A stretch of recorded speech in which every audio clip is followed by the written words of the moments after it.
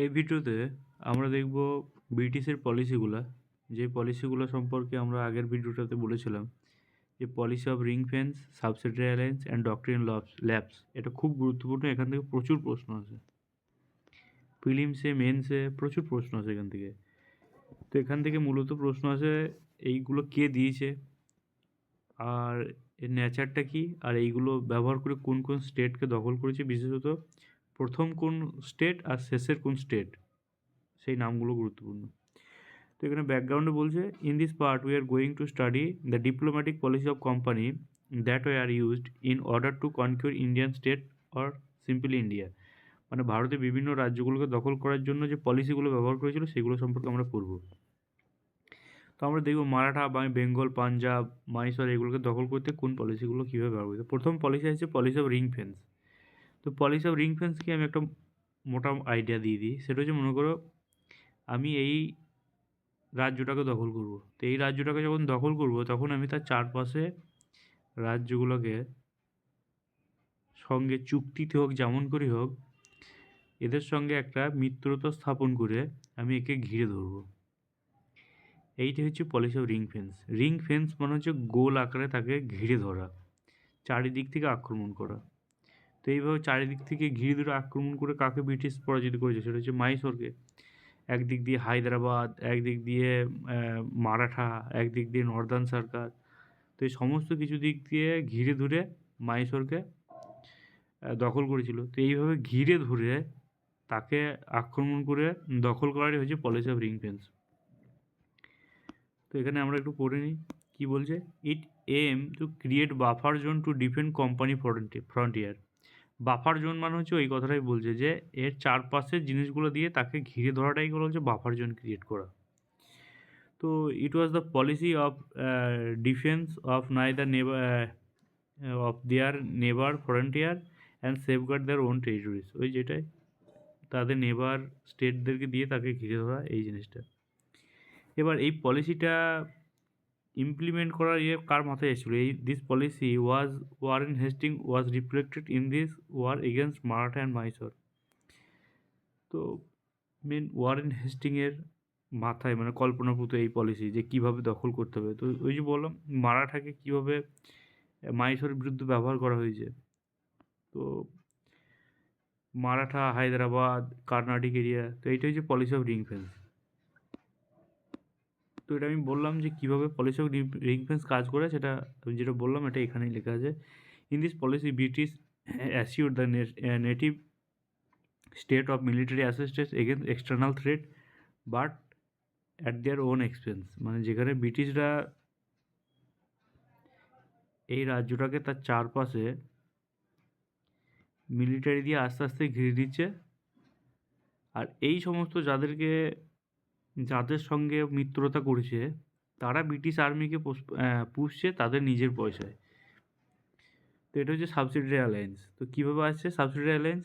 In simple words, the ruler were induced to the maintain subsidiary alliance or force in the British which are organised or equipped and commanded by the officers of East India Company. যেটা হচ্ছে যে British বলছে যে আমি তোমাকে protection দেবো, আমার আর্মিকে তুমি ভরণ পোষণ করো, তোমার আর্মি টাকার দরকার নেই, আমার আর্মিকে তুমি ভরণ পোষণ করো, আমরা ট্রেন্ড।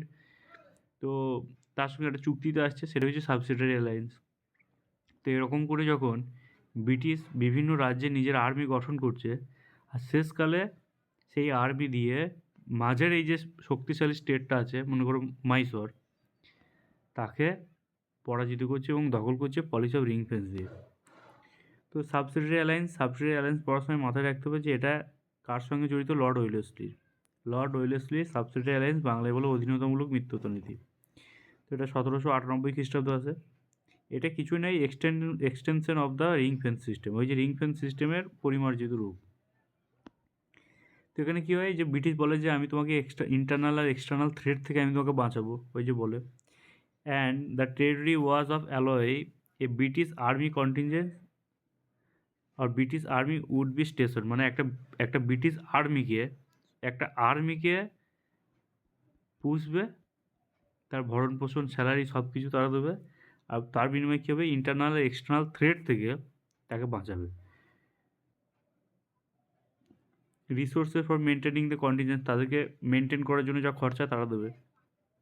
তো এইভাবে সাবসিডিয়ারি অ্যালায়েন্স মানে আমি যদি একে দখল করতে থাকি তাহলে এর সঙ্গে সাবসিডিয়ারি অ্যালায়েন্স, এর সঙ্গে সাবসিডিয়ারি অ্যালায়েন্স, এর সঙ্গে সাবসিডিয়ারি অ্যালায়েন্স, এর সঙ্গে সাবসিডিয়ারি অ্যালায়েন্স আমি সাইন করছি যে আমার আর্মি তোমাকে প্রোটেক্ট করবে বিপদে আপদে, ভেতরের কোনো সমস্যা বা বাইরের কোনো থ্রেট থেকে। এরকম করে তাদের সঙ্গে সাবসিডিয়ারি অ্যালায়েন্স করার পর চারিদিক থেকে ঘিরে ধরে একটা শক্তিশালী রাষ্ট্র যে কিনা সাবসিডিয়ারি অ্যালায়েন্স বা কোনো কিছুতে আসতে চাইছে না, তখন তাকে সাবসিডিয়ারি অ্যালায়েন্সের দ্বারা গঠন করা এই আর্মি আস্তে আস্তে তাকে পরাজিত করে পলিসি অফ রিং ফেন্স ব্যবহার করে। তো সাবসিডিয়ারি অ্যালায়েন্স ব্যবহার করে যাদেরকে চুক্তিতে আনে, প্রথম হচ্ছে সাতারা, এটা গুরুত্বপূর্ণ। প্রথম কাকে আনে? সাতারা, সরি এটা পলিসি অফ রিং ফেন্স নয়, সাবসিডিয়ারি অ্যালায়েন্স নয়, সাবসিডিয়ারি অ্যালায়েন্স এইখানটাতে আছে পরে এই পেজটাতে। তো যেখানে প্রথম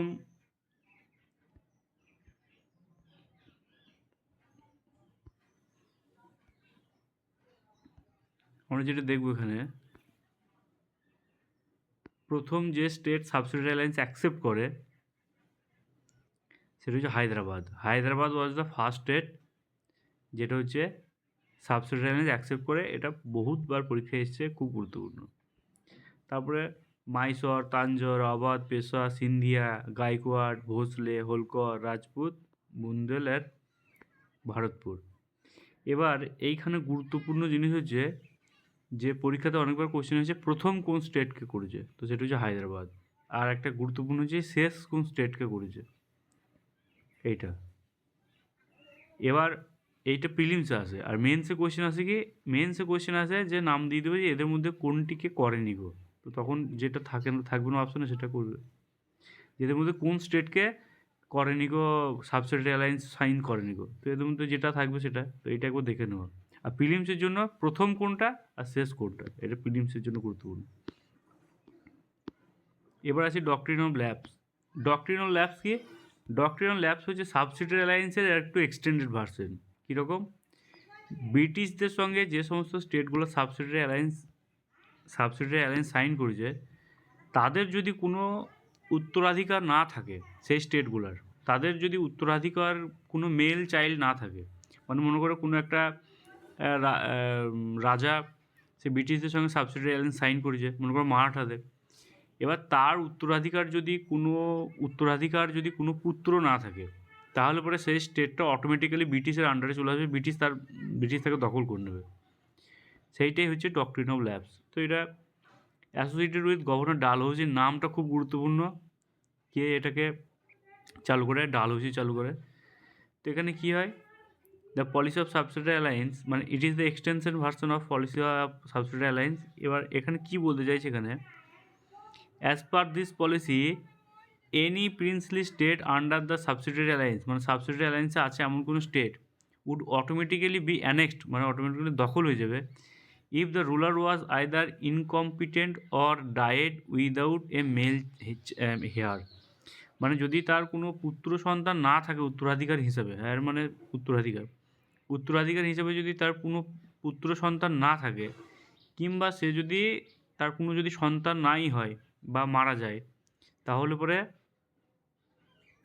তার রাজত্ব অটোমেটিক্যালি ব্রিটিশের দখলে চলে যাবে, যারা সাবসিডিয়ারি অ্যালায়েন্স করেছে তাদের। তো in terms of this policy did not allow the adoption, মানে যেখানে দত্তক নেওয়া পুত্র ব্যবহার করা হবে না, মানে কেউ কোনো পুত্রকে দত্তক নিয়ে নিল সেটা হবে না। তো এইটাই হচ্ছে সাবসিডিয়ারি ডক্ট্রিন অফ ল্যাপস, যেটাকে বলে সত্ত্ব বিলোপ নীতি। অর্থাৎ একজন রাজার যদি উত্তরাধিকারী হিসেবে কোনো পুত্র সন্তান না থাকে, তাহলে পরে সেই রাজত্বটা ব্রিটিশদের দখলে চলে যাবে। এটাই হচ্ছে ডক্ট্রিন অফ ল্যাপস। তো এই ডক্ট্রিন অফ ল্যাপস ব্যবহার করে ডালহৌসি অনেকগুলো রাজ্য দখল করে, সেখানে হচ্ছে এইটা সাতারা, জাতিপুর, সম্বল, ভগত, উদয়পুর, ঝাঁসি, নাগপুর, তাঞ্জোর, অবধ। এইটাতে পরীক্ষায় কোশ্চেন এসেছিলো যে প্রথম কোন স্টেট, সেটা হচ্ছে সাতারা, শেষ কোন স্টেট, অবধ।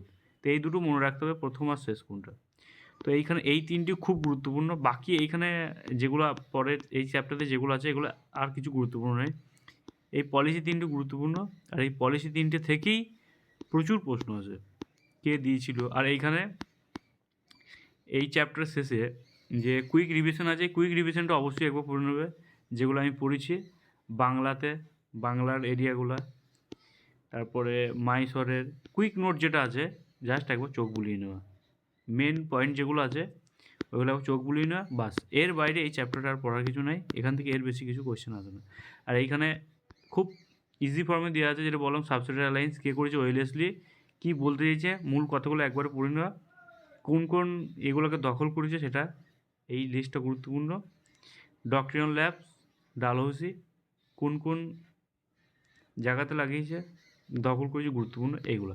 আর বাকি এই নেপাল, ভুটান এগুলো একদমই গুরুত্বপূর্ণ, এগুলো থেকে কোনো প্রশ্নই আসে না পরীক্ষাতে, এর কোনো গুরুত্বই নেই। এর পরের ভিডিওতে বাকি এগুলো গুরুত্ব নেই। এর পরের ভিডিওতে এটা খুব গুরুত্বপূর্ণ চ্যাপ্টার, এইখান থেকে শুরু হচ্ছে আমাদের মডার্ন হিস্ট্রির সবথেকে গুরুত্বপূর্ণ চ্যাপ্টার, যেখান থেকে পরীক্ষায় সবথেকে বেশি কোয়েশ্চেন আসে এইখান থেকে। Chapter 4 chapter 5 popular uprising before 1857, 1857 সালের আগে যে ছোট ছোট বিদ্রোহগুলো হয়েছিল সেই বিদ্রোহের সম্পর্কে আমরা পড়ব। এইখান থেকে সবথেকে বেশি প্রশ্ন আসে এই চ্যাপ্টারগুলো থেকে, 1857 থেকে যেটা শুরু হবে বা তার আগে এইটা থেকে, এখান থেকে সবথেকে বেশি গুরুত্বপূর্ণ। তো আগে এতক্ষণ পর্যন্ত যে চ্যাপ্টারগুলো পড়েছি সেখানে যে পয়েন্টগুলো বলেছি ওই পয়েন্টগুলো শুধু মাথায় রাখবে, সেখান থেকেই কোয়েশ্চেনগুলো সলভ করতে পারবে।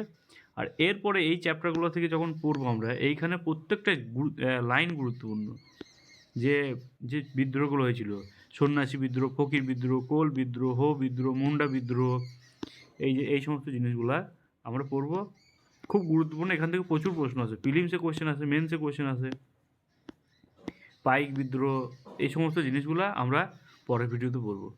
তো এখানে ওই পলিসিটা খুব ভালো করে দেখবে, ঠিক আছে? তো আজ এই পর্যন্তই থাক, পরের ভিডিওতে আমরা এই চ্যাপ্টারটা কমপ্লিট করব। আপরাইজিং অর্থাৎ যে ছোট ছোট বিদ্রোহগুলো হয়েছিল, সেই বিদ্রোহগুলোকে অনেকগুলো ভাগে ভাগ করে নেবে। একটা হচ্ছে কৃষক বিদ্রোহ, তারপরে হচ্ছে এই যে আদিবাসীদের বিদ্রোহ, এই সমস্ত জিনিসগুলো, ছোট ছোট বিদ্রোহগুলো মানে আমরা একটা স্ট্রাকচারে ভাগ করে নিয়ে আমরা এটা পড়তে থাকবো। এখান থেকে প্রচুর প্রশ্ন আসে। তো ঠিক আছে, এই ভিডিওটা এই পর্যন্তই থাক। Thank you very much.